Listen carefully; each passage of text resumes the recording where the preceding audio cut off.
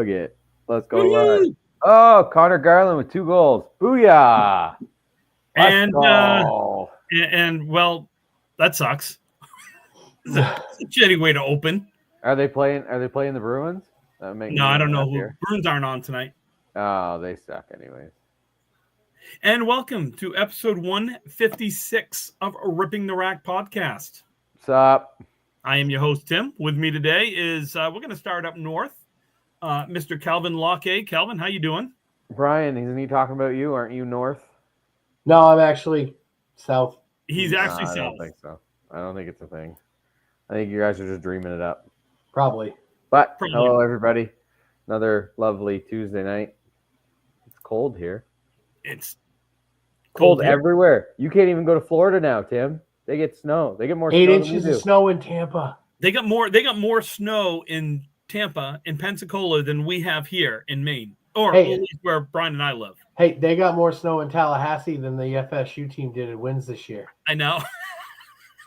Did you see the stat that the Eagles scored more rushing touchdowns that game than Dallas did the entire year? Fucking funny. Are you kidding me? How shitty is Dallas? Dallas is on its way. They got Brian Schottenheimer. They have got to be. We hire coaches the same worst. way we try and entice free agent running backs to come to us. We just don't say a word to the good ones. Got to be the worst fucking team I've ever seen in my life. Are you kidding me? Hilarious. Yeah. And It's a rebuilding time. Yeah. and again, we are with the Coastal Crusader, Mr. Brian Athern. Hi, everybody. I'm He tired. needs a new choice in team, and he's taking applications. I think I'm going to be a Bears fan. Why not? Can't get worse, Yeah. right? Yeah, you still wouldn't make the playoffs either way. You just pick whatever team you want. Why Well, don't you become a Pats fan? Nobody wants to do that. Because I'd probably rather be drugged through the street by the back of my truck with a. They had their driving time it. in the sun. Now it's time for them to sit You there. know what is 25 fun? years. You go up to like Patriots fans that are like, in their late teens, early 20s, and you look at them and go, hey, is football still fun? Is it still fun to watch? Yeah. You got 20-something years of this coming. Have fun. You know what else is fun? Posting that Patrick Mahomes is the GOAT. So fun. I'm enjoying every bit of it. I'm enjoying all the I videos. said what I needed to, and now I'm over it. Here's my thing coming from if I was playing defense at that level. The first time that dude tried to hesitate slide, I'd take his damn head off his shoulders. He'd never do it again. What are you going to get? A 15-yard. That's it. Oh, well. Maybe you get your one warning. Your unsportsmanlike. Oh, no, you got to make sure it's not targeting, because if it's targeting, they'll just eject you immediately. You got to hit him right dead square in the chest with your forearm. Eagles for the win. You're drunk. Eagles aren't going to win that game. Oh, I'll tell you what. If they stay away from throwing the ball and they just let Saquon be Saquon, they got a good shot, because when you have a running game, you control the clock. And Mr. Mahomes can't score if he can't get on the field. That's how they used to beat Brady, isn't it, Tim? You just didn't let him on the field. That's true. I think Chris Jones is going to sack at least 5 sacks that game. I hate both teams. So go Meteor. Maybe hate is too strong. You're of a word. disinterested. I have a very strong dislike of both teams, but I have an even more stronger dislike of the Kansas City Chiefs. It's funny coming from a Pats fan that you have a dislike for teams that win. Interesting. Yeah, no, I now know. So I've actually come to the realization of I've been a Pats fan since the late 70s. Yeah. My team sucked for the longest time until, let's face it, until Belichick and Brady came along. Well, Bledsoe really brought him back, and then whatever. But if this is how the majority of Pats fans were for 20 years. It was. It was. Yeah. It absolutely was. And it's how Cowboys fans were in the 90s. It's it's what happens when your team gets good. It's awful, and it's the exact same way it looked. Every play was, oh my God, Brady, he's so Okay, good, and it was here's like, okay, no, he shouldn't have here's gotten the that last thing call. He shouldn't have I'll gotten say there. He about shouldn't have gotten officiating there. He in shouldn't this have done this. total. The officiating is all on his side, but all the Pats fans were like, no way, it's not the way it is. When it comes to officiating, basketball is it's hard to officiate that weird game now that it is anyways. Major League Baseball, we never get rid of umpires. I always like a human umpire, but we've got to do something about officiating in the NFL because it's bad across the board. It's awful. Oh, the officiating is not good, and like there's not many. Um, The rules are so convoluted; they're hard to interpret. Yes, there is some favoritism ish to Mahomes, but there's a lot of calls that don't get called or get missed or get called against Kansas City, and you know what I mean? Like it's what I found interesting is, and I never realized that this is in the rule book.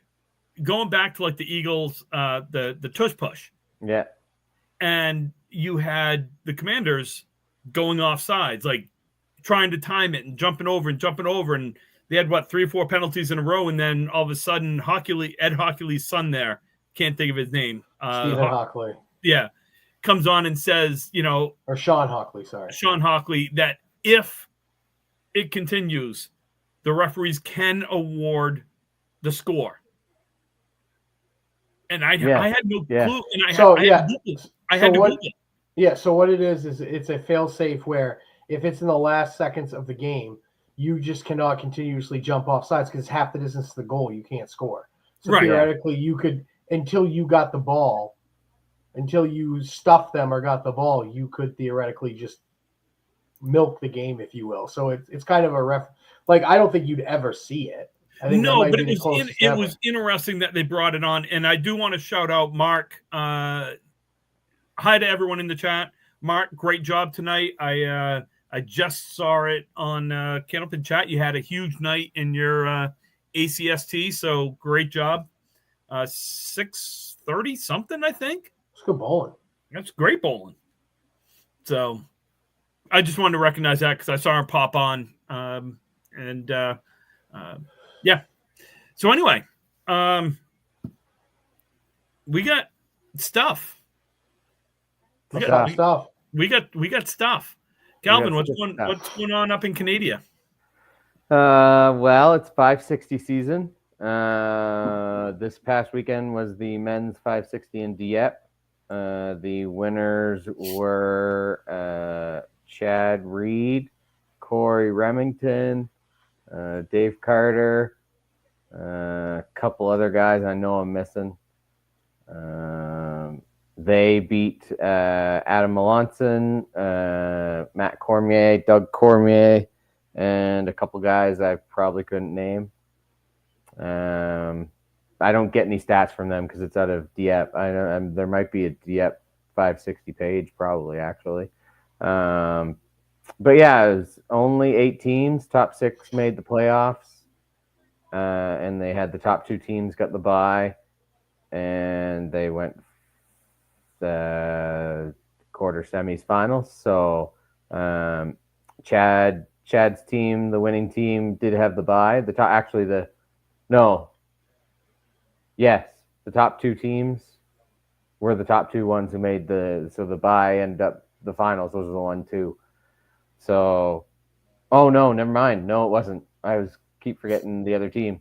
Sean Giannette and them from St. John, they ended up getting the bye. They bowled great all weekend, but ended up losing in the semis.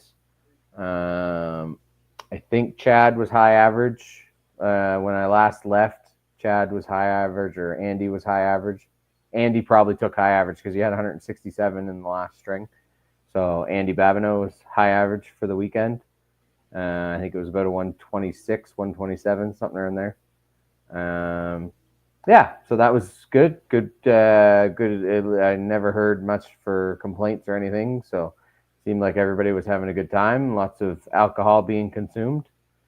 A couple weekends ago was the 9-pin at Fairlanes. Real good turnout. We ended up having 29 teams, 27 teams. So real good turnout. Lots of people. Everybody had a great time. A few out-of-towners came up. Had a real good finish. We had first place was, I think it was up about 40 pins between first and seventh, I think. And the winners ended up being Brittany Beers and the big tub chub that she carried all day. They ended up having a big 314 to finish. Big chubby ended up having like 167, 168. I think he finished with 5 in a row. So yeah, they came out on top, and Mitch and DJ ended up being second place. They threw a 289, I think it was, to finish. So it was a real good finish for them. Third place ended up being Tony and Don, who signed up the Tuesday before because they said, "Oh, we got nothing to do on Saturday." So first time Tony LeBlanc has ever, not old Tony that you guys know. We have a lefty Tony. So we have it's Moncton. There's a whole bunch of LeBlancs there. So lefty Tony, it was the first time he ever done 9-pin. He just said, "Oh, it sounded like fun," and obviously he enjoyed himself. So yeah, so good for them in third. Myself and Julie ended up fifth. Who was fourth? Can't remember who was fourth. Losing. I lost it. Oh, Travis and Aaron. Travis and Aaron ended up in fourth. Travis Wallace and Aaron Roach. They had a big one as well. I think Travis had 179 or 189 string the last string. They had a 290 something. So they ended up jumping from 7th all the way up to 4th. And then, yeah, that was where Julie and myself ended up. And Jaden and Maddie ended up 6th. So we paid top 6. First place was $800. So congratulations to Brittany Beers and the big chub she carried all day.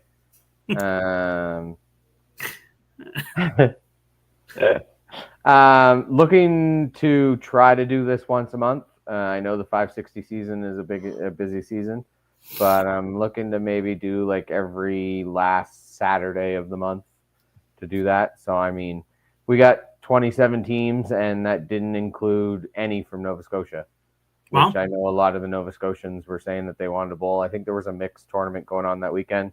Haven't received any stats or anything, but I think there was already a tournament going on, so a lot of them couldn't come down. But yeah, it's a good weekend. 560. Couldn't tell you anything that's going on. Couldn't tell you. We have no, and I'll speak of this in the captain's meeting. So people who are watching and in the captain's meeting, we have no transparency. We have no idea who's here, who's not. We have nothing. We're getting messages basically saying, "Hey, are you coming?" That's about the gist of it. There's no posts on Facebook. There's no, "Hey, we have 24 teams looking for another one." There's no, I don't know. So I'm going in with the assumption that we have a full tournament and nobody's looking for bowlers. I got a message from one of the captains saying they're looking for 115 average bowler. I know that 115 is usually a spot that's filled, so I'm guessing they lost a bowler. So if anybody is looking to come up, there's a bald-headed guy smiling that he's not coming. I am not. No. But if there's anybody looking to come up 115 average or ish, or obviously less, but okay, hold one. I have a request. I have Savannah here. Savannah, say hi. Hello. Okay, say your joke. How much should one bowling game cost? 10 pennies. Ha. Ha. Ha. Thank you. That's a knee slapper. That one. Wow. Wow. How That much? was, how much alcohol are they consuming on a Monday night? That is. Let's let some guy join in. Hey, Hey, Matt. Hey, buddy. top of the some morning. guy. Oh, it's evening. What's up, fellas? So the chat. Hey, Savannah. The chat says cringe. There's a Yeah. chat. Yeah, we have a chat. It was cringy. Yeah. What do you have a Yeah. gathering at your house tonight? Yeah. It's women's night at Tim's. Book My- club. Really? My oldest and his significant other have joined us for this evening. So, They've always wanted to be on the podcast. and she's always wanted to be on the show. So, Savannah, go ahead and grab a pin. Come say hi and introduce yourself. And Let me do one more to redeem myself. okay, one more. Oh God. Why should a bowling alley be quiet? So you can hear a pin drop. Okay. I was gonna let her give the punchline. I That didn't know was we Mac. were guessing. Sorry. No. Where have we more, and gone? then one more, and then I'm kicking her off the show. This one's Oh. weird. I don't know what it means. Where do bowlers go when they need a new team shirt? Oh, I get it now, actually. New Jersey. Ah. Okay, Okay. okay. I mean, couldn't that be anybody? It could be anybody. It could be anybody. All right, you guys have been banished from my office. Good Lord. Wow, She's I fun. think we just lost our 2 viewers. I She's think more we fun- did. She's more fun than Calvin. I vote to replace Calvin with her. Done. I will No. let her know when we're done the show. I'll call her and let her know the feedback. Okay. Oh, he's gone. And That's Calvin's gone. all it took. All right, welcome to the American version of Ripping the Rack. Viewership just doubled. Yeah. Yeah. Oh wow, viewership went up. I Calvin just took himself off the show. Okay. Savannah, to the show, Savannah's Tim. on the show. Oh, hopefully he comes back. Why do you leave? I mean, speak for yourself. And Here's the new Calvin. oh Jesus. Oh, okay. All Oh. right. Bye, honey. Nice to see you tonight. Thanks for saying hi. It's not Calvin, that's Hobbs, isn't it? Oh, he came back. Isn't it? Wouldn't that be Hobbs, not Calvin? I mean, Yeah, I cat. can't- Well, that is true. This show pretty much went off the rails. And Okay, let's get it back on the track here. We're in America now, right? We're talking about American things. Are we done with the Canadian thing? I think so. I don't think there's anything else. 560 coming up. Okay. Everybody get your teams and stuff in. On the American side, over the last couple of weeks, now I'm all confused. Let's see. Shocker. So I know the Candlepin for Cancer Top 5 live show is set. Really good turnout at Riverwalk. I don't know if you guys saw the results, but looks like they had at least 50 plus bowlers. Yeah. That's what it looks Awesome. like. How many shifts? There's a bunch of shifts offered, right? Yeah, there's 2, 4, 6, 8, 10, 12 shifts, maybe something like that. 10 shifts. It's usually quite a bit. So, congratulations go out to your top 5 guys. Corey Packard came in as the number 1 seed, 649. John Winchell, 611. JT Lyonnaise, 604. Justin Kochi, 598, came in 4th with the 164 high single tiebreaker. Keith Beaupre is your 5 seed with a 598 as well. Your alternate, Dean Sullivan. So you're going to have Keith and Justin, and then the winner of that will go JT, the winner of that, John, and then the winner of that against Corey. And that will be on February 8th at Riverwalk Lanes in Amesbury, Mass, starting at 10 a.m. So very good to see that. And The South Shore Classic. Let's see. Looks like Dan Lasco and John Regal winning this year with a 9-13, best 3 out of 5. Which Regal? John? It says John. Oh, I think that's Mike Regal, but I think his real name is his real name John or something weird like that? It's John M. Regal. Is that Mike? It might be Mike Regal. Okay. I mean, Lasco and Regal bowl together a lot, so Then I would assume it's probably Mike, but it came up as John. So there's one for the old guys.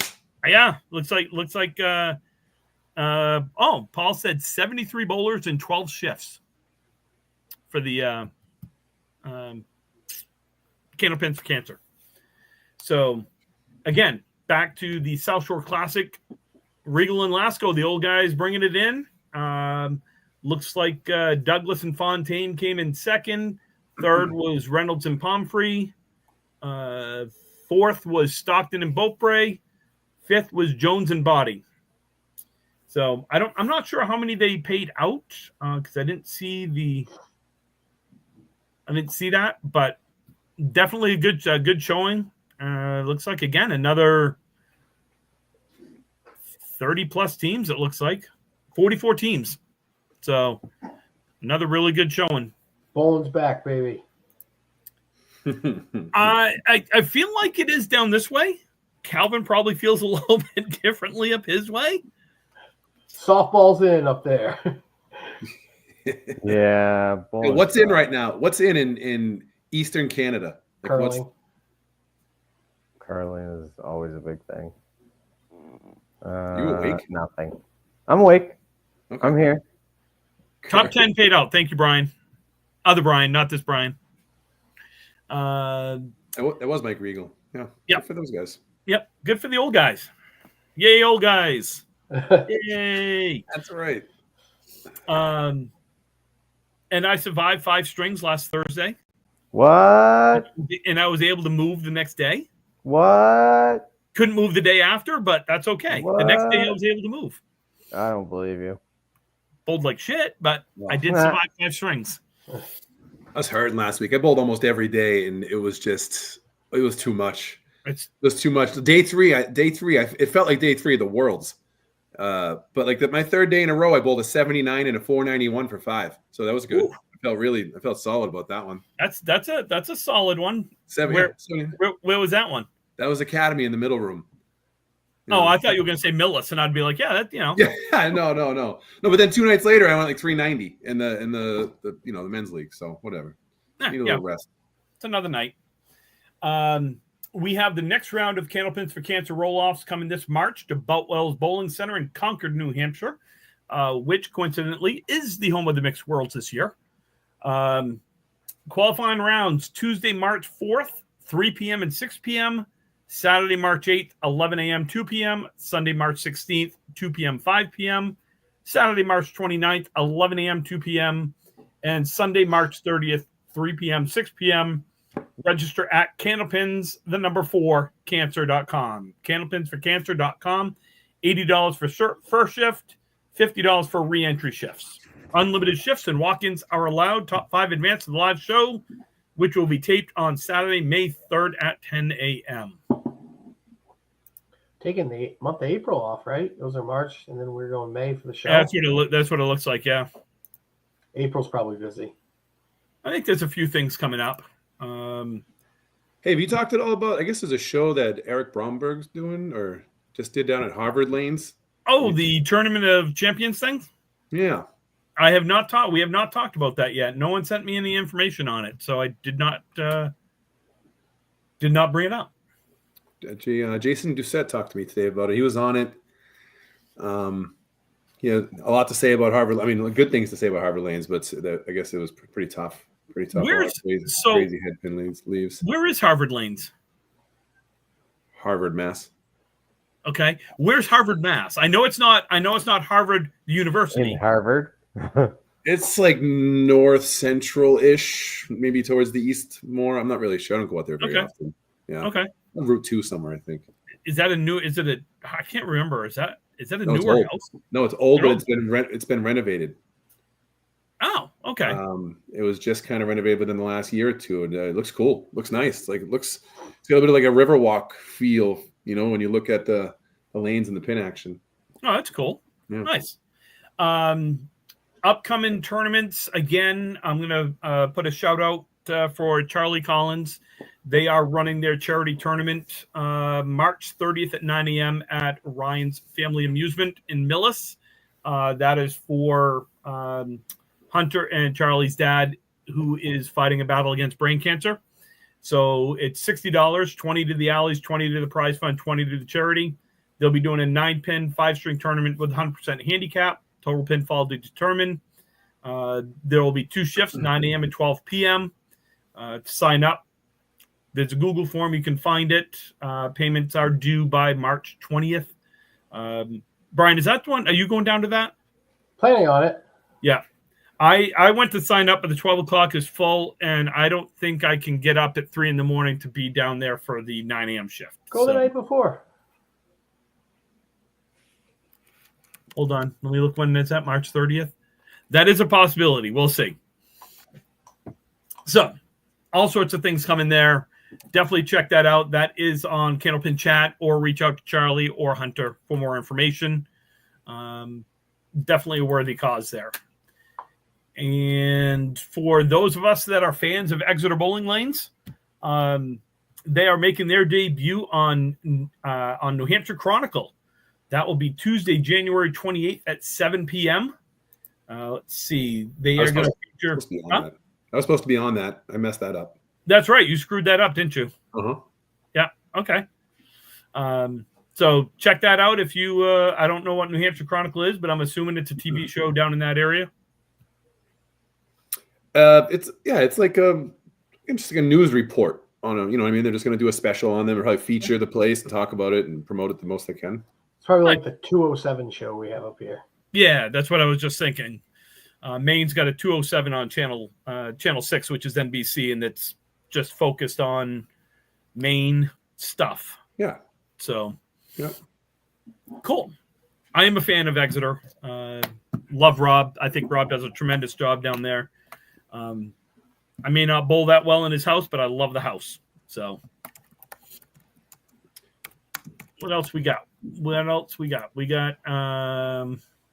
got new champs down in Mass. Oh, at Exeter. Yeah. New champs. Oh, yeah. Yep. Maine guys came down and dispatched the Massachusetts guys. Like all Maine champs right now. Yep. So congratulations to Sean Morrison, who came out of hibernation and went 6 whatever. I turned that on just in time to see him throw a double, and I don't know, it might have been the 4th game. It was it was maybe like 20 or 30 pins, I think, at the time, and then next thing you know, it was 70 pins, and then that was just basically it. Yeah, guys he thrown good. exactly, I think 11 strings in the last 9 months, and comes in and goes 6 whatever. No, he looked good. I mean, he's got the receding hairline and all, everything. He looked good. he is starting to represent us old guys. He's the old guy. Yeah. It's the he's got the after LeBron the match, hairline. you might want to just go home and shave the whole thing right off. I mean, he's still a kid to me, but that's okay. Yeah. He's how old is he? He's 40, 41? He's a couple years. I think a little older, he's no? 3 or 4 years older than me, so he's 43, 44. 44. Okay. I'll be So 40. He's still a kid to me. Okay. Yeah, but when you're 40? I'm a man. I'm 40. Yeah, so that was good to see us Maine, some guys from Maine going down and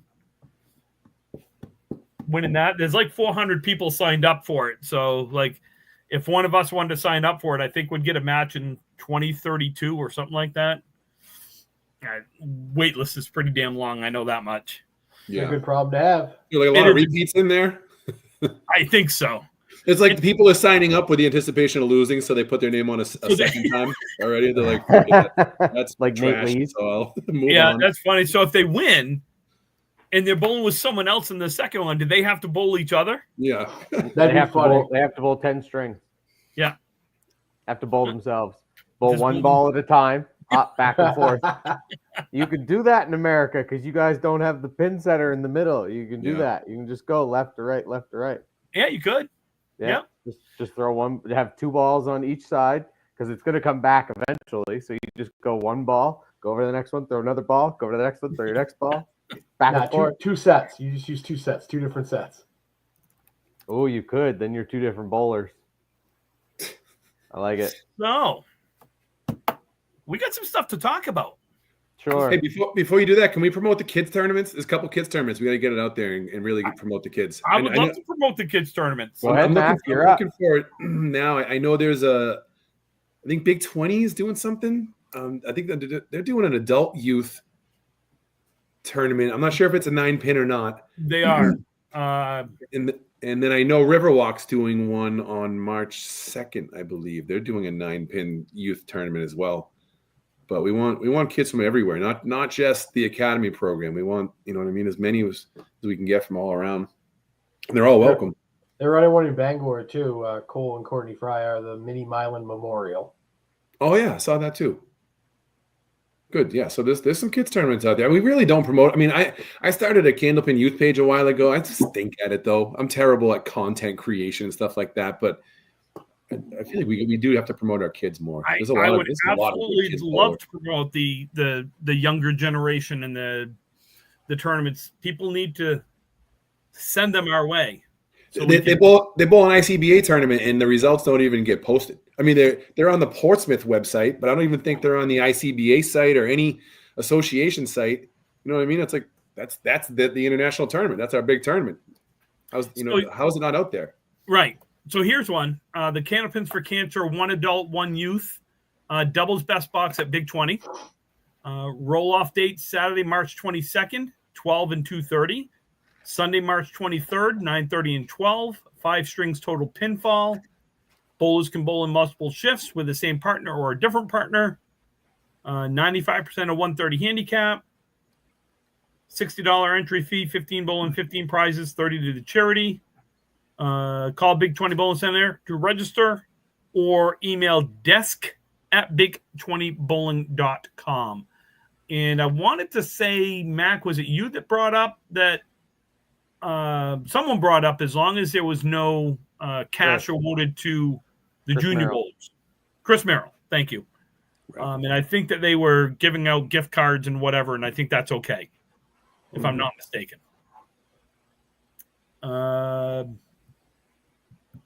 We're still waiting for our first NIL deal for Candlepin Bowling. Yes. Yeah. Yeah. What other kids stuff do we have? Do we have any? I don't know if it's on Facebook, but I know the Ricci's are, they donated something. They're donating the lanes, but they might have been putting some stuff in for the kids too. But they're basically just kind of setting up a 9-pin tournament at Riverwalk on the 2nd of March. Like I haven't been able to find it yet. Yeah, I remember seeing it, but I looked quickly and couldn't find it. There you go, Mac. That's your duty from now on, Mac. I'm north. Tim is south. You are kids. Let's put that in different terms, but that's fine. Yeah, I was gonna say, can we maybe change that wording? No, I like it. I'll stay up top. Tim, you're on the bottom.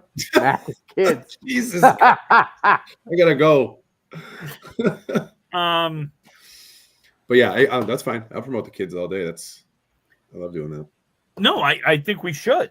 I just wish people would, they complain when they see us that we don't promote their stuff, but then no one sends it to us. I hope have streamers show up too. I mean, yes. Yeah. And I know we've talked about they're kids and whatever. Listen, if they're coming in and the parents are there and they see the camera set up, we're streaming. We're streaming your children bowling. That's the extent of that. So I don't think there's going to be any issues. I really don't see any parents. I don't, and that was actually brought up on Facebook on Candlepin chat.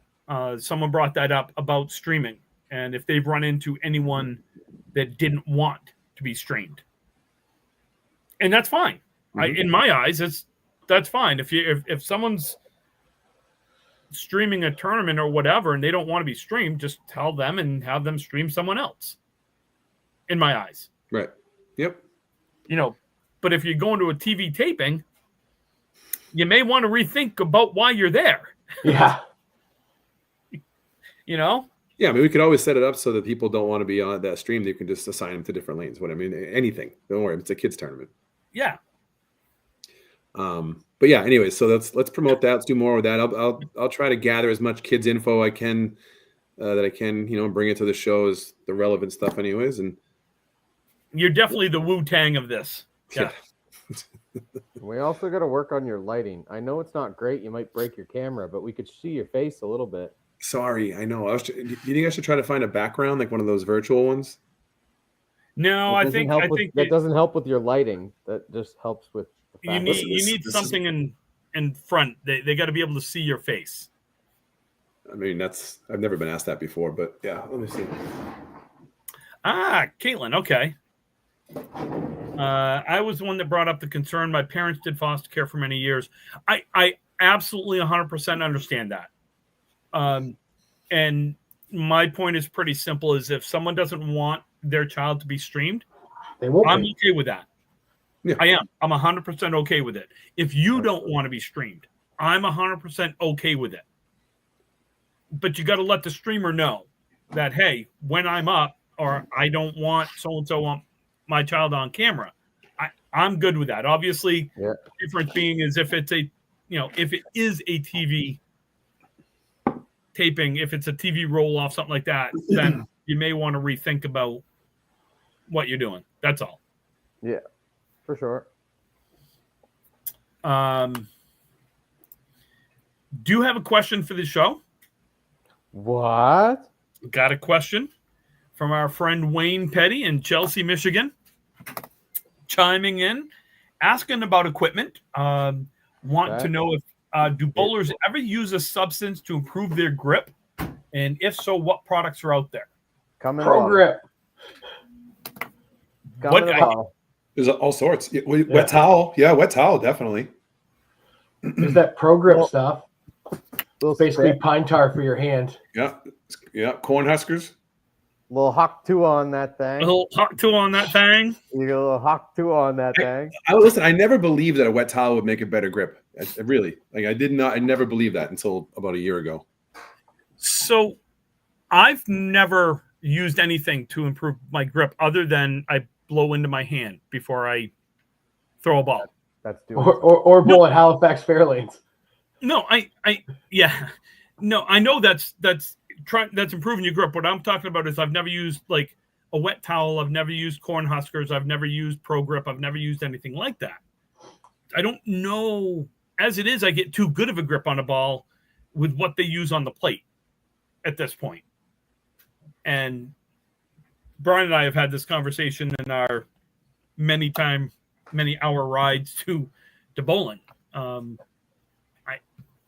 don't know. I'm one of those ones that too good of a grip is bad, and others look at me like I'm crazy.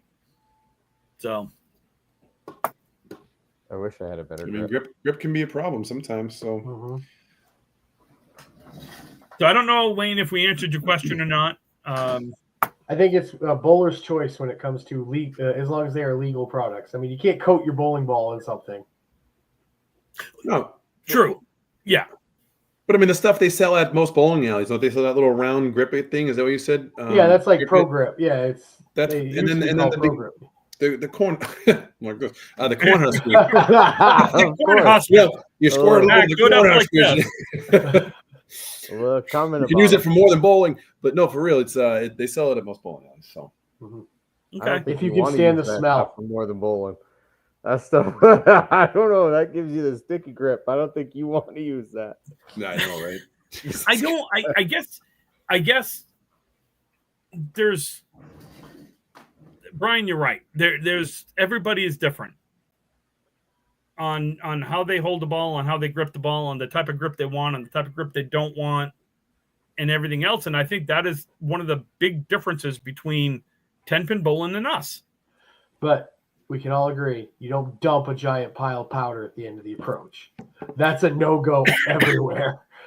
There should never be any powder on the approach at all. Period. End of story. Two guys almost threw down at Academy last year on Thursday nights. They were so mad about the powder at the bottom. They started going at it on the lanes. It was great. Nice. It was awesome, actually. So every week now on Thursdays, I just put a little powder between wherever they are. Will this reignite it? Let's see. So I completely forgot where I was going with that. Wayne Petty's other question? Something? Nope. I just don't remember. I don't remember where I was going with it. Grip stuff? No, I'm old. I forgot already. Great. Anyway, what else we got? What else we want to talk about? We got time. We need a grinding of gears. Something. Let's get a controversial topic going here. Well, I mean, I don't want to. We got to talk about other stuff. I don't want to beat a dead horse with like the whole relegation thing. Just every single week we talk about it. But I'm happy to. But I don't know if that we got to find other stuff too. So here's what I found. I don't know if you can see that, but that is the 1992 World Team Championship book. Which point? Well, we were talking relegation. Oh. At one point. Okay, so you're trying to bring up a for instance? So I was looking down through and seeing like some of the difference between some of your some of your, I'm going to call it your better teams. Back then, O'Loughlin Construction was one of the New Hampshire All-Stars O'Loughlin's. O'Loughlin's was Paul Berger, Tommy Olsa, Donnie Richmond, Craig Holbrook, just some average guys that just bowled together. Yeah. Matter of fact, as I look at this team, 1, 2, 3, 4, 5, 6 out of the 7 are in the Hall of Fame. That's a pretty good team. And the one that isn't should be in. And that's Bill Treeful. Mm-hmm. That's cheap. Yeah, absolutely should be in. Their averages. This was in 92 at Bangor. 123, 137, 127, 137, 134, 124, 137. 137 averages. That's good bowling. And those were 21 strings, 24, 24, 24, 24, 21, and 27. So it's a good, healthy. It's not like they averaged 137 and they bowled. No, they bowled 8 to 9 matches. Yeah. Yep.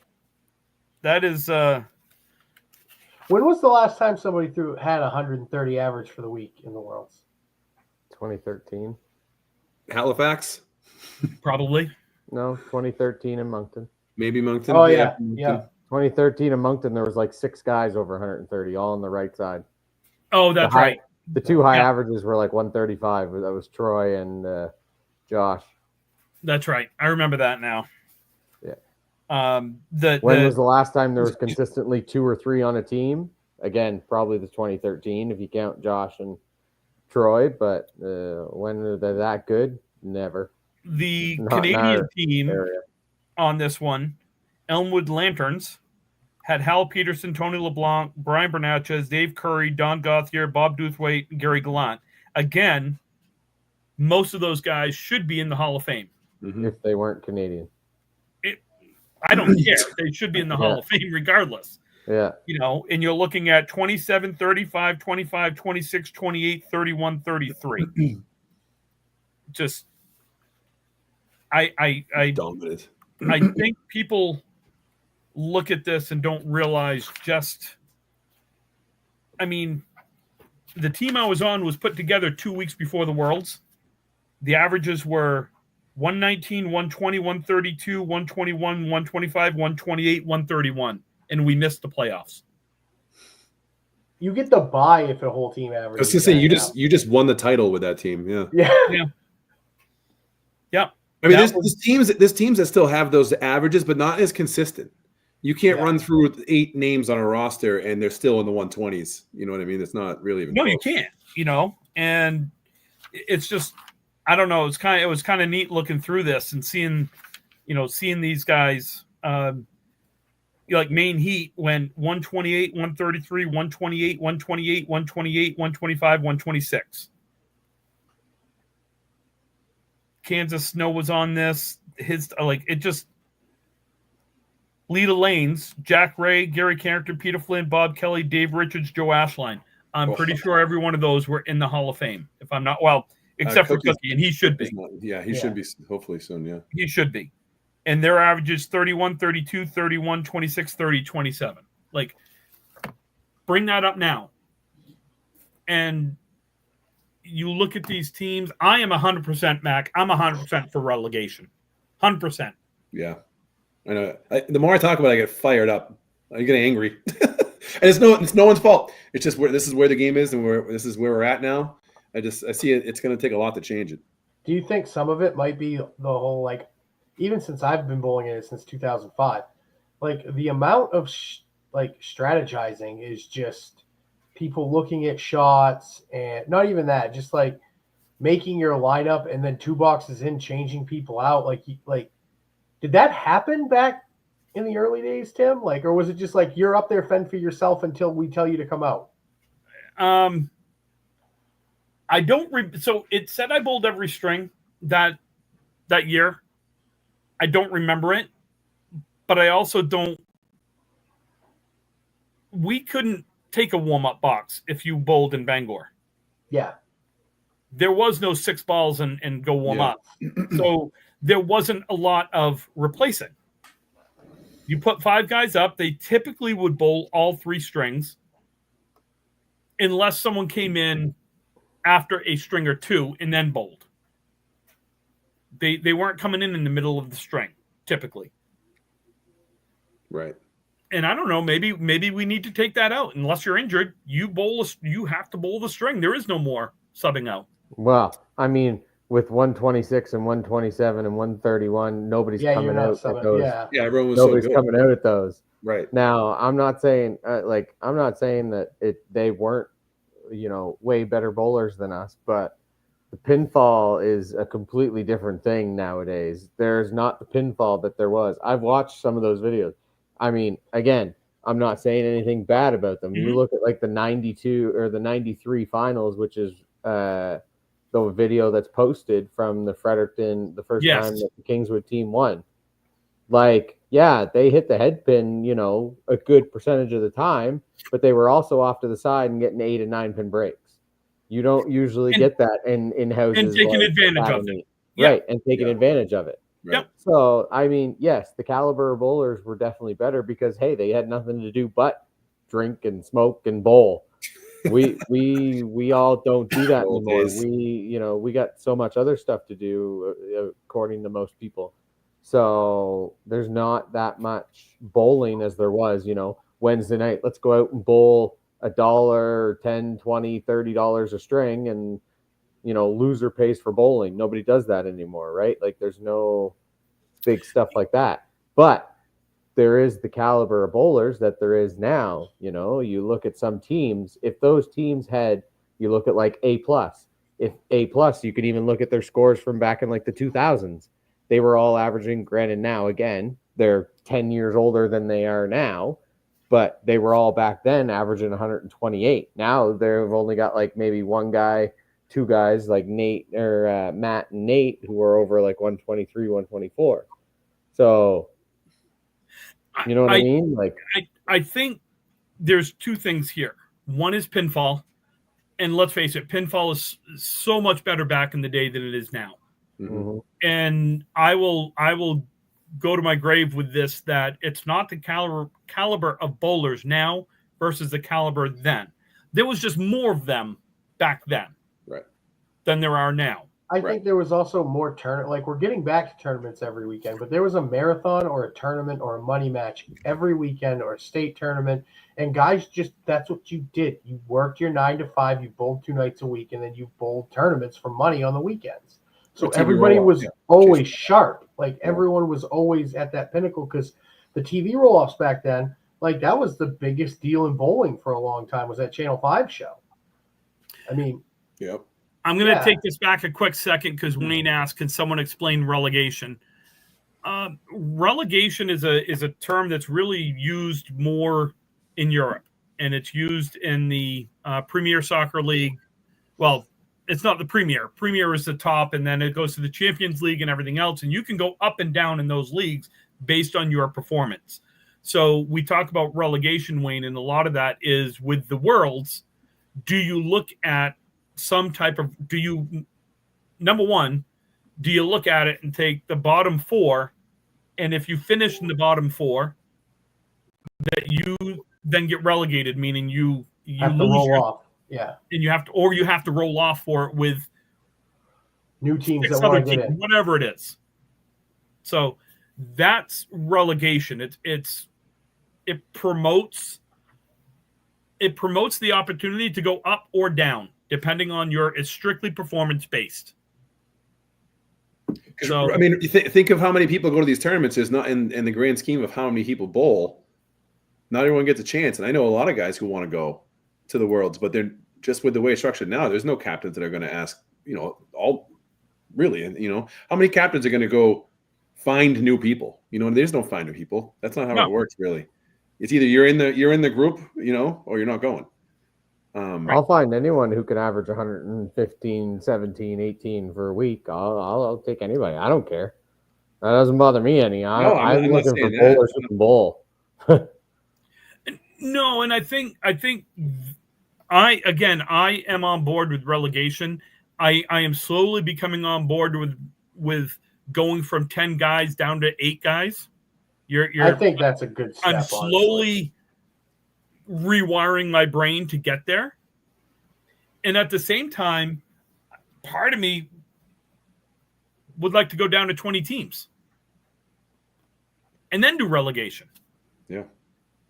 Yeah. I know you're talking less money to the house. I get that. But more houses can hold it. But more houses can hold it. The other thing I would love to bring up to someone is, why are we bowling for the same amount of money that we were 40 years ago? 30 years ago? Because honestly, I think for a long time it was, if you raise the price, you might lose teams. Especially in the Canadian side because of the exchange rate difference. I think that's a big part of it, is the exchange rate difference. I'm of the mindset that I'm not justifying it. I'm just saying the reason I think. I know. I don't know how to verbalize what I'm trying to say, other than we were bowling for $10,000 in 1992 World Team Championship, and we're how many years now? 33 years later, and we're still bowling for $10,000. When in reality, it's really $7,500 compared to what it was in '92. And in reality, 10,000 went a hell of a lot more back then than it does now. Well, that's what I'm trying to say. Yeah. And plus, you won 10,000, but you also didn't spend 1,000 that week either. Nope. But listen, a lot of teams have sponsors. A lot of teams don't have any costs. I mean, I know that's not the case for everybody, but you look online, you see football squares or this fundraiser and that fundraiser for the Worlds. I don't think the cost of the actual bowling tournament is that high. And I don't think people are going to not go. Now, maybe the cost of staying in a hotel and the food and all the other stuff can add up. But with Airbnbs and things like that, I feel like people have found ways to cut costs. So, I mean, I would definitely look to push it up. I think there's enough sponsors. I think there's enough companies and people watching now that can help with these funds. I don't think it's just on the bowlers to come up with the cost anymore.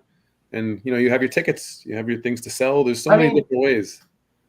Something we could think about is having, like, at least on the American side, it would be really hard to coordinate the whole thing, but we could have some, like, mini worlds, like not mini worlds, but just like get 8 or 9 teams that are going to bowl together in November and come put on, I don't know, a tournament or a show or something, and kind of raise money for the tournament that way. As like to put it towards like maybe getting a better deal on a hotel for everyone, or, bigger prize money. I mean, a couple of things. There should be a U.S. championship of some sort. You guys had your provincials up there. I was always jealous of that. Yeah. Like, we should have had that down here. I don't know why we've never done anything. We keep it to the States. Did Tim Freeze, His eyes Nope. look. Oh, okay. I don't know if no. I'm listening. No, He's no. reading. I love the idea of. I'm also reading people sending messages, so I'm trying to pick out Yeah. certain things to bring up. I'm with you, Brian. I wish we had our provincial still. Yeah, no, I mean, there's no reason we can't. Yeah. We couldn't have a long weekend of U.S. tournaments. Who's the U.S. champion that year? Hey, we could even say, the U.S. part of the entry fee for the U.S. National Championship goes towards, the prize fund of the Worlds. Yeah. Or you could also earn your way into the Worlds now. I mean, you can do a lot of things. You have a lot of room there, but something like that would be good. That could even be a 12-team qualifier there. And then people bring this up to me all the time. They say, "Well, how are you going to get it back to 12 and 12?" I don't know that we are. Like, I don't think it's never going back to 12 and 12. It's never going back to 12 and 12. And I don't even know if there should be a number put on it. I think you should just try to find the best teams around and who wants to come. And then if there's too many, like we're talking about, and we have to figure out a way that some can't come because there are just too many, then that's what we really got to work on. And by the way, in 93, there were 22 teams that bowled, not 24. They had 2 buys. Yeah. Each division had a bye. So it's not unheard of. Well, there's a bye in 2013. There's a bye in 2013. There was a bye on the left side. There's always a bye. What do you mean? No, there's not always a bye. If you have 12 and 12, meaning 12 in each division, there's no bye. Oh, during the rate. I'm so sorry. I thought you meant there. Yeah, I was like, Mac, what are you getting at? We're talking about the round robin. We're talking about the round robin. So yeah. To have someone sit there and say, well, it's always been 24 teams. Well, no, it hasn't. There's been years where we've had less than 24 teams for whatever reason. And only taking the top 3, not the top 5. It used to be top 3. It was top 3 for the first 4 years that I bowled. And then I don't think it went top 5 until 97 or 8, something like that. It was top 3 that made the playoffs. I think top 5 is good enough. No, I'm fine with top 5. I'm just saying that this is how it used to be. Don't tell me that it has to be 24 teams because there's been years where it's been less. So I don't know. I one way to up prize money, take the top 4 and eliminate the first playoff match on Friday. Just do it Saturday. Yeah, lower the teams, lower the number of people, lower everything. Just better. It would be quality. Better tournament, better quality. That's. I mean, look, and if I'm one of those that gets cut off a team, then I got to bowl better. Like to be on the team, I've got to bowl better. I mean, I understand with relegation, people's feelings are going to get hurt, and then some people are going to take it personal. You know what I mean? But it is what it is. It doesn't matter if it's me, you, Brian, Calvin, whoever spot that is. It's just next up in the rotation. So one thing that actually Nick helped me out, and Anthony Karen was awesome. They all sent me, I put a little request out last week for some stats, and everybody started sending some stuff, so that was great. But I did get a few years worth of stuff, and there's a lot of repetitiveness between the men's worlds, the mixed worlds, and the Friday Night Pro League. There's a lot of repetitiveness at the bottom. I mean, and pinfall too. That's something. I mean, when it's repetitive, you see pinfall being low too. Some of these guys, and some are my friends, but it would be like, I don't know what to tell you. If you want to bowl in your league, don't finish 11th every year. You got to figure out a way. There's a whole list of people waiting to get in and wanting their chance to put in a competitive team. Mm-hmm. They should have it. Yes.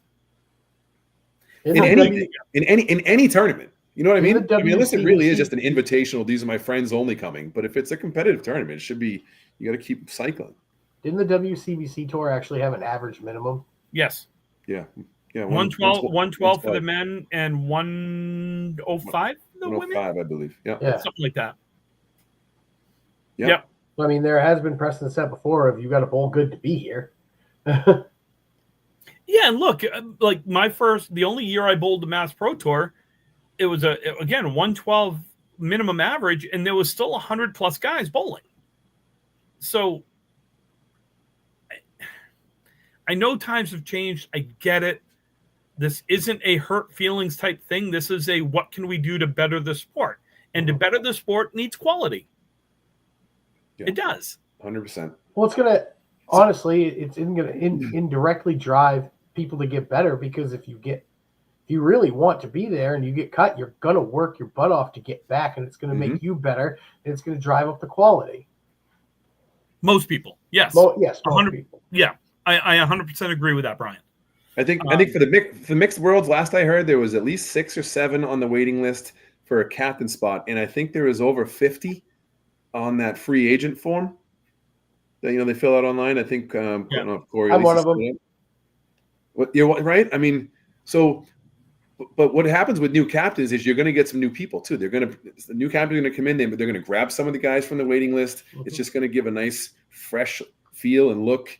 And you never know. Just because they're a new team doesn't mean you're going to sell them short. They could come in and cause some havoc.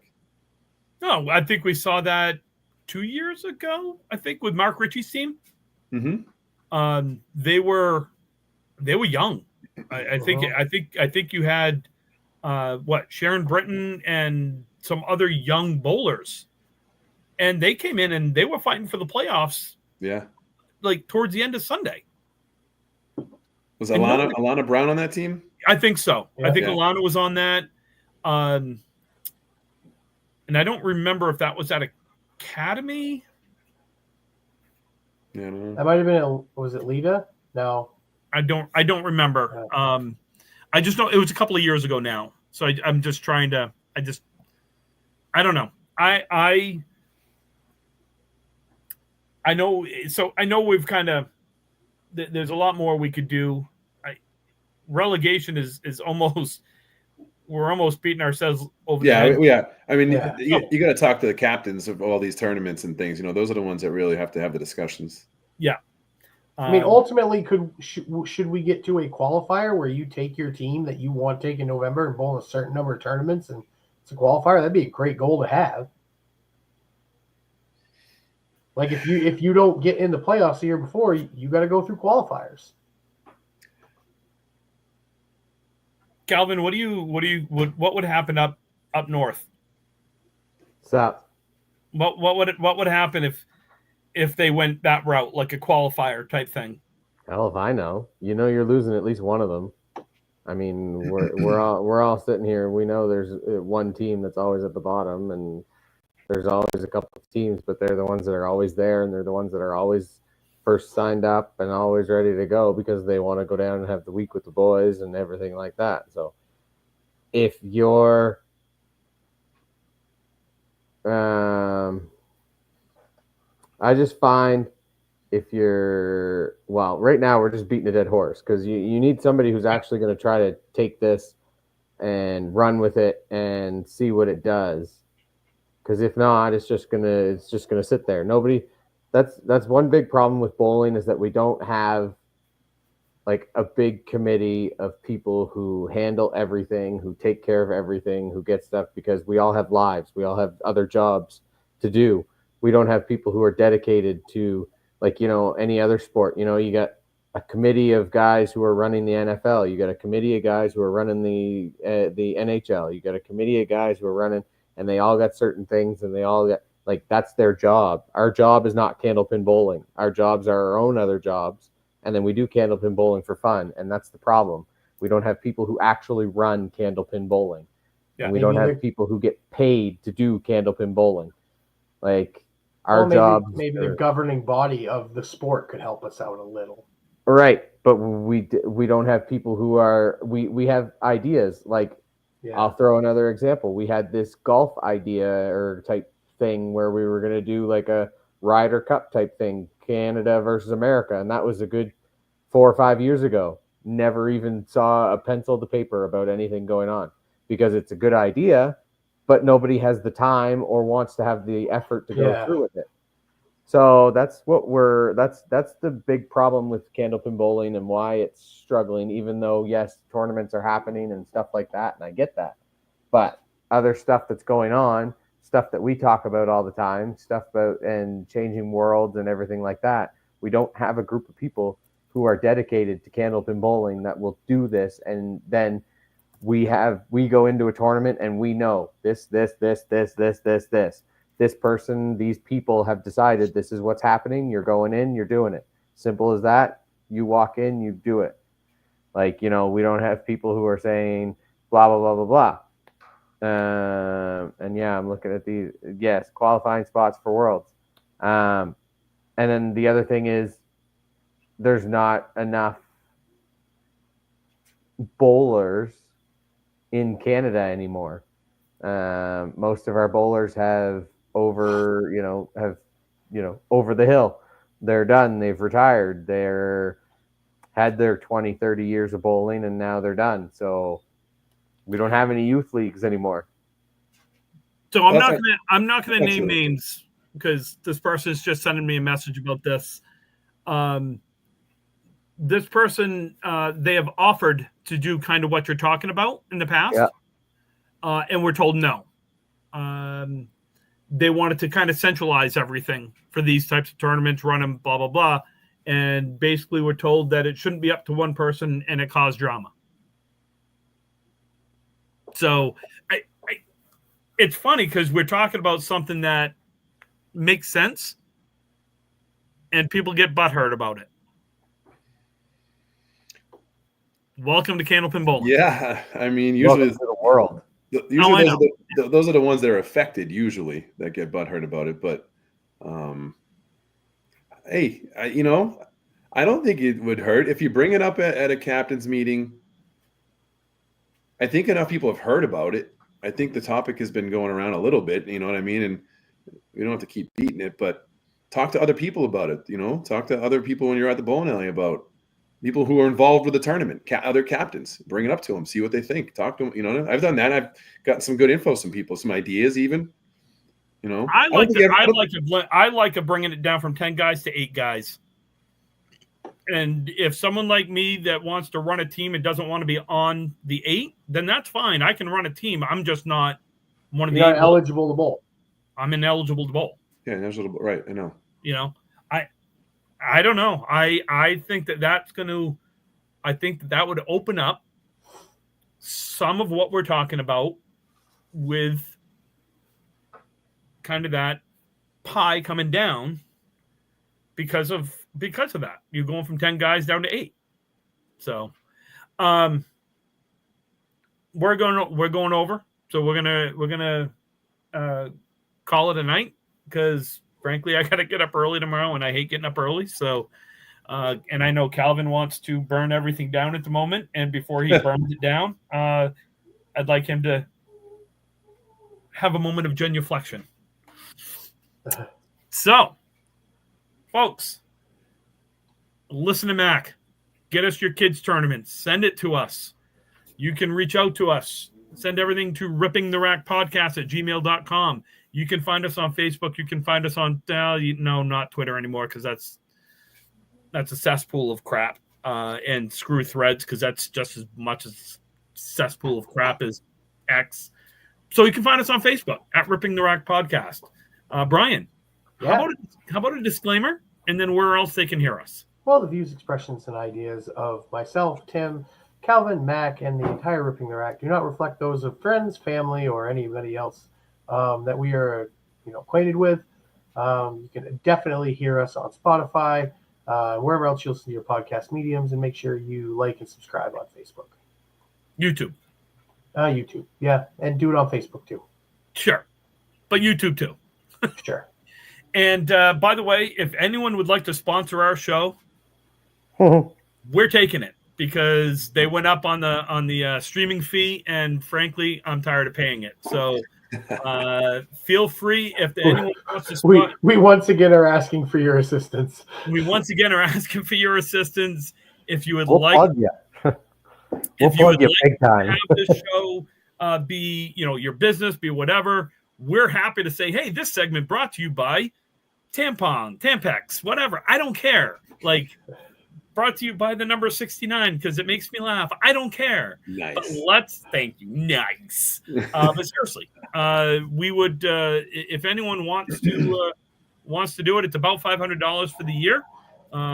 So for $500, or a portion. And find a friend to give us another portion? Yeah, Jesus, I know, right? You just went from if anyone wants to help sponsor to $500. Well, I mean, it's $45 a month. I know That they just went up. Let's get a monthly sponsor. We need 12 monthly sponsors. 12 monthly sponsors for just $50 a month. We need the Arms of the Angel playing in the background. 10 grand a month gets me to be able to retire sooner. So if anyone wants to pay 10 grand a month, this show can be yours. 10 grand a month. We'll be doing a show every week. Yeah, every day. We will have 10 grand a month. We'll get you. We're talking Pat McAfee money at that point. Pat McAfee, we would definitely kick his ass. All four of us against him. No, just against him. I'm out. I'm out. I like McAfee. I'm out. Oh, I love McAfee too, but I'll take the money. Dude, if he kicks you, you're dead. Okay, we're going off the rails here. We're going off the rails. Anyway, bye, everyone. I can't end the stream. It won't end. Bye, everybody. Yeah.